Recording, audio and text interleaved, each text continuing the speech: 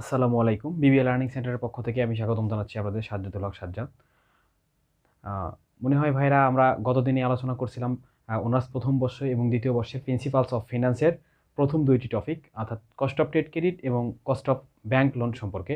তো আজকে আমরা আলোচনা করব কস্ট অফ কমার্শিয়াল পেপার সম্পর্কে। তো আমরা সেইখানে যদি আপনারা ভিডিও না দেখে থাকেন তাহলে আমাদের আই বাটনে লিঙ্ক দেওয়া থাকলো, আপনারা সেই ভিডিও আই বাটনে ক্লিক করে দেখে নেবেন। তো আজকে আমরা আলোচনা করতেছি কস্ট অফ কমার্শিয়াল পেপার নিয়ে। ওকে,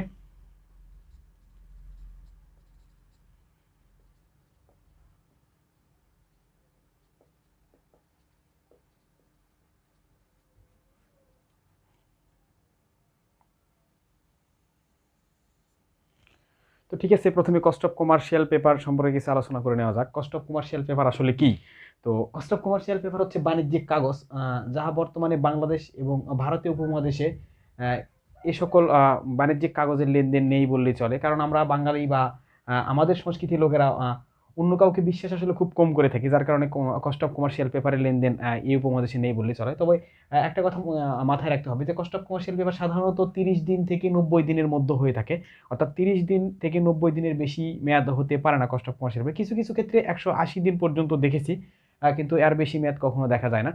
তো cost of commercial paper related যে ম্যাথগুলো আমাদের করতে হয়, সেখানে আমাদের দুই ধরনের সূত্রের মাধ্যমে ম্যাথগুলো করে থাকি। আমরা শর্ট টার্ম ফাইন্যান্সিংয়ের সবসময় দুই ধরনের ম্যাথের সূত্র সমাধান করে থাকি, অর্থাৎ আমাদের বাৎসরিক সুদের হার এবং কার্যকরী সুদের হার। তো ঠিক আছে, আমরা এখন বাৎসরিক সুদের হার যেটা সেটা সম্পর্কে আমরা আলোচনা করতেছি কস্ট অফ কমার্শিয়াল পেপারের। এপিআর অথবা KCP equal FV minus NSV divided NSV, 360 divided MP into 100। তো আমরা এখানে একটা কথা মনে রাখি যে এখানে এনএস ভিউ হইতে পারে, আবার আমাদের এস ভিউ হইতে পারে। তো কিছু কিছু রাইটারের বইয়ে আমাদের এস ভি শব্দটা ব্যবহার করেছে, তো আমরা এস ভিটা ব্যবহার অবশ্যই করব না, কেননা এনএসভি দেখানো উচিত। কারণ সবাই বেশিরভাগ ক্ষেত্রে আমরা দেখেছি বড় বড় রাইটারদের বইয়ে আমাদের এনএসভি ব্যবহার করতে, শুধুমাত্র মিলেনিয়াম পাবলিকেশন বইয়ের কিছু কিছু জায়গাতে এসভি কথাটা উল্লেখ করেছে। তো আমরা ইচ্ছা করলে এসভি ব্যবহার করতে পারি। তো ঠিক আছে, আমি এসবি এখানে রাখলাম না।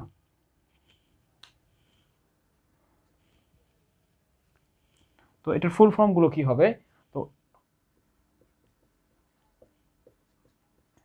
এফবি হচ্ছে ফেস ভ্যালু। ফেস ভ্যালু, এখানে এফবি কিন্তু ফিউচার ভ্যালু নয়, এফবি হচ্ছে ফেস ভ্যালু। এখন ফেস ভ্যালুটা কাকে বলে?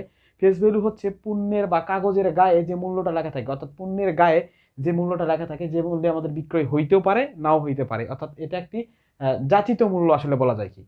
তো ফেস ভ্যালুকে অনেকাংশে আবার রিডিউমেবল ভ্যালু বলা হয়ে থাকে। তো যাই হোক, ফেস ভ্যালু লেখাটাই সবচেয়ে ভালো হবে। এখানে আমরা এফবির পরিবর্তে আর ভিউ লিখতে পারি। তো আমরা এফবি যেহেতু লিখেছি সেহেতু আমাদের ফেস ভ্যালু লিখলাম। তো এখানে এনএসভিটা কি? এনএসভি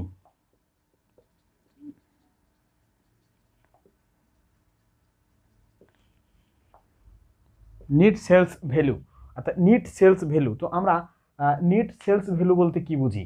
আচ্ছা, আমরা নিট সেলস ভ্যালু বের করতে চাইলে আমাদের প্রথমে সেলস ভ্যালুকে বের করতে হবে, তারপরে আমরা নিট সেলস ভ্যালুকে নির্ণয় করতে পারবো। তো দেখি আমরা এখানে আগে মেজরিটি পিরিয়ডটা কি আমাদের।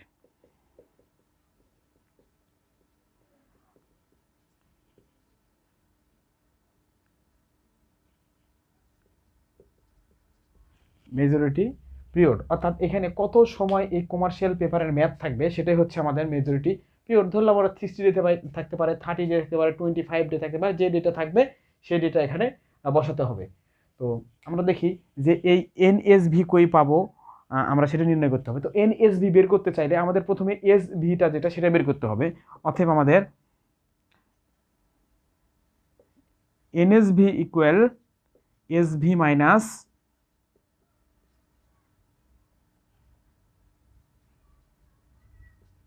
ডিসকাউন্ট। তো এসভি মাইনাস ডিসকাউন্ট, এখানে ডিসকাউন্ট আমাদের দুইভাবে থাকতে পারে, একবার ডাইরেক্ট আমাদের অর্থের পরিমাণ উল্লেখ করে দিতে পারে, অথবা এই এফভির উপর ডিসকাউন্ট রেটটা আমাদের বলে দিতে পারে যে এফভি যা ফেস ভ্যালু যা থাকবে তার উপর 5% কাটতে হবে। তো ঠিক আছে, আমরা এফভি থেকে 5% বাদ দিয়ে আমরা এনএসভিটা নির্ণয় করতে পারি। তো এখানে এফভি থেকে ডিসকাউন্ট বাদ দেবো কেন ভাইয়া? এর আগে তো বলছিলেন আপনি যখন আপনি ক্লাসে শিখাইছিলেন তখন বলছেন এফবি থেকে অদার কস্ট বাদ দিতে হয়। আচ্ছা, আমরা এখানে বলি যে আমরা যখন এসবি বের করব তখন সেখান থেকেও ডিসকাউন্ট বাদ দিতে হবে। তো ডিসকাউন্ট অবলিক আদার্স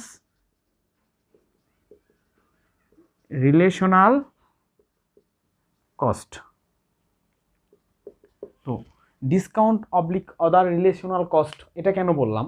তো আমরা যখন এসভি বের করতে চাইবো, যে এসভি যখন আমরা নির্ণয় করব তখন আমাদের হবে এফভি মাইনাস ডিসকাউন্ট। তো এফভি থেকে আমরা ডিসকাউন্ট বাদ দিলে হবে আমাদের এসভি অর্থাৎ সেলস ভ্যালু। তো সেলস এই ডিসকাউন্টটা হচ্ছে আমাদের ট্রেড ডিসকাউন্ট। এই ডিসকাউন্টটা ট্রেড ডিসকাউন্ট মনে রাখতে হবে। এই ডিসকাউন্টটা সরাসরি ট্রেড ডিসকাউন্ট, আর এই ডিসকাউন্টটা আমাদের ট্রেড ডিসকাউন্ট নয়। এই ডিসকাউন্টটা হচ্ছে আমাদের ক্যাশ ডিসকাউন্ট, অর্থাৎ ক্যাশ ডিসকাউন্ট অনেকাংশে অদার রিলেশনাল কস্ট হিসাবে কাজ করতে পারে। তো এখানে যদি আমরা কঠিন করে না শিখি তাহলে আমাদের অবশ্য ডিসকাউন্ট কথাটা লেখার কোনো প্রয়োজন হবে না। আমরা শুধু লিখতে পারি এখানে অদার রিলেশনাল কস্ট, অর্থাৎ এখানে সেলস রিলেশনাল যে কস্টগুলো হবে সেইগুলো হইতে পারে। তো দেখতেছি আমরা এসবি তাহলে সমান আমরা কি জানি, এফবি মাইনাস ডিসকাউন্ট, আর এনএসবি হচ্ছে সেলস ভ্যালু থেকে আমরা যদি অদার রিলেশনাল কস্ট বাদ দেই তাহলে আমরা পাবো নেট সেলস ভ্যালু। তো অদার রিলেশনাল কস্ট না লিখে অনেকাংশে আমরা বলি অদার কস্ট। তো অদার কস্ট বলার পেছনে কারণটা হচ্ছে যেহেতু আমরা কমার্শিয়াল পেপার সংক্রান্ত অঙ্ক করি, তো সেহেতু কমার্শিয়াল পেপারের মধ্যে অন্যান্য ব্যয়গুলো আমাদের আসলে থাকে না। এই কারণে আমরা সেলস ভ্যালুকেই ডাইরেক্ট অদার কস্ট বলে উল্লেখিত করে থাকি। তো ভাই ভালো কথা, তো সেলস ভ্যালু যদি আমরা থেকে অদার কস্ট ডাইরেক্ট বাদ দিই তাও হবে, তবে আমাদের সর্বোত্তম হবে হচ্ছে সেলস ভ্যালু থেকে অদার রিলেশনাল কস্ট বলা, কারণ সেলস রিলেটেড কস্ট ওই অঙ্কের মধ্যে যদি সেলস রিলেটেড কস্ট না থেকে আরও অন্য কোনো ব্যয় থাকে তাহলে সেটা অবশ্যই হবে না। যেমন ট্রান্সপোর্টেশন ইনওয়ার্ড, তো ট্রান্সপোর্টেশন ইনওয়ার্ড তো আমাদের পার্সেস রিলেশনাল কস্ট, তো সেটা যদি এর মধ্যে থাকে তাহলে অবশ্যই সেটা অদার রিলেশনাল কস্ট নয়। আবার যদি বলি অ্যাডমিনিস্ট্রেটিভ এক্সপেন্সেস, তো অ্যাডমিনিস্ট্রেটিভ এক্সপেন্সেস তো সেলস রিলেটেড কস্ট নয়, তাহলে সেগুলো আসবে না। তাহলে এখানে আমরা বুঝবো কি এখানে কি কি আসতে পারে, ইস্যু কস্ট আসতে পারে, আমাদের কমিশন চার্জ আসতে পারে, অথবা স্ট্যাম্প ডিউটি আসতে পারে, এগুলো আসতে পারে হচ্ছে আমাদের অদার রিলেশনাল কস্টের মধ্যে। তো মনে রাখতে হবে যে সেলস রিলেশনাল যে কস্টগুলো থাকবে সেই কস্টগুলো শুধুমাত্র এখানে আসবে। তো যাই হোক ভাই,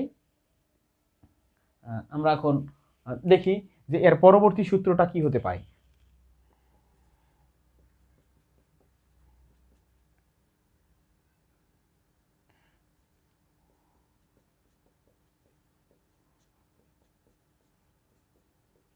পরবর্তী সূত্র সেই চিরচেনা সূত্র।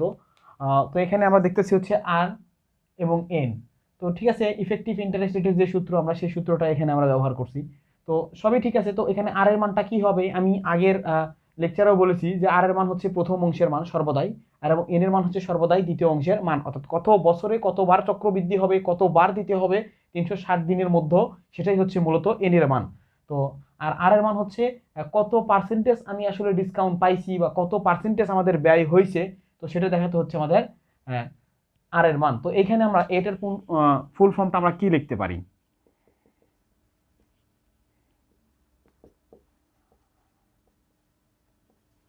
রেট অফ কি লিখবো আমরা?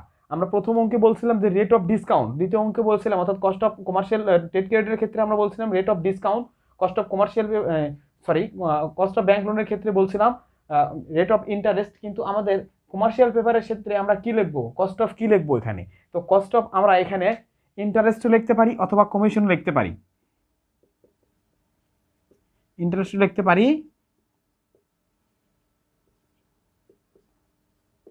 কমিশনও লিখতে পারি। তো আমরা বেশিরভাগ চেষ্টা করবো হচ্ছে কস্ট অফ ইন্টারেস্ট লেখার, কারণ সবগুলো বই আমাদের cost of rate of interest বা কস্ট অফ ইন্টারেস্ট লেখা আছে। তো ভালো কথা, আমরা এখানে এন এর মানটা কি, এন এর মান হচ্ছে নম্বর অফ ইয়ার না নম্বর অফ কম্পাউন্ড, এটা সর্বদাই চেষ্টা করবো আমরা নম্বর অফ কম্পাউন্ড লেখার ক্ষেত্রে। যদিও আমাদের কোনো বইয়ে এখনো পর্যন্ত আমরা নম্বর অফ কম্পাউন্ডের কথা উল্লেখ করিনি বা সেরকম কোনো কিছু পাওয়া যায়নি, তবে কস্ট অফ কম্পাউন্ডই হওয়ার কথা, কেননা আমাদের নম্বর অফ ইয়ার নয়, কেননা কতবার আমাদের চক্রবৃদ্ধি ঘটেছে সেটাই আমাদের উপরে এন এর মানকে নির্দেশিত করে। সুতরাং আমরা নম্বর অফ কম্পাউন্ড বলতে পারি এখানে যে কতবার হয়েছে। তো ভালো কথা, এই নিয়ে আমাদের কমার্শিয়াল পেপারের আলোচনাটা মোটামুটি শেষ হয়ে গেল। তো কমার্শিয়াল পেপার সম্পর্কিত অনেক ধরনের অঙ্কই আমরা দেখছি, কিন্তু এখানে আমরা কমার্শিয়াল পেপার সম্পর্কে ডিটেলস আলোচনা করতে পারলাম না, এই কারণে যে কমার্শিয়াল পেপারের বর্তমানে বাংলাদেশে বা বাংলাদেশের আশেপাশে যে রাষ্ট্রগুলোতে আছে সেই রাষ্ট্রগুলোতে কস্ট অফ কমার্শিয়াল পেপার প্রচলিত না, তাই কস্ট অফ কমার্শিয়াল সম্পর্কে আমার মনে হয় এটুকু জানলেই হবে আসলে আর কি। তারপরেও যদি আপনাদের কারো কোনো দ্বিমত থেকে থাকে এটা নিয়ে, যে আরো জানার ইচ্ছা আছে, তাহলে আমার কমেন্ট বক্সে অবশ্যই আপনারা জানাবেন।